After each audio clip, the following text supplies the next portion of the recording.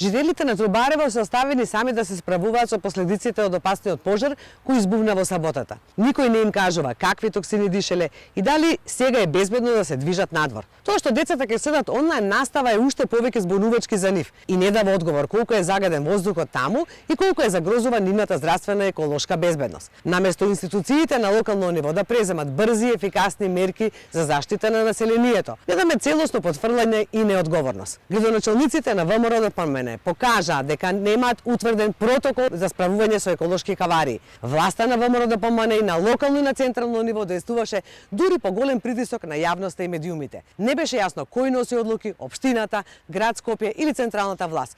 Но како жителите на Трубарево се изнадишаа опасен и токсичен чад, вечерта сите се појавија да се сликаат. Го прашувам Орце Георгиевски во кое својство беше во Трубарево, како градоначалник на Кисела вода или како председател на ЗЕЛС. Оти не виде јавноста како помогнал во справување со еколошката катастрофа во Трубарево. Но сите видоа дека дошол на сликање. Град Скопје и општина Газибаба имаа обврска први да реагираат, но нивната пасивност и незаинтересираност е најдобар показател за неспособноста на локалната власт на ВМРО ДПМН да се справи со кризни ситуации. Опасните пожари од депониите со отпад веќе не се проблем на една општина, туку се проблем на Скопје. Јас кажав дека имам план краткорочни и долгорочни мерки како да се решат депониите и проблемот со отпадот. Мерки кои веднаш треба да се спроведат за Скопје да стане поздрава за сите жители.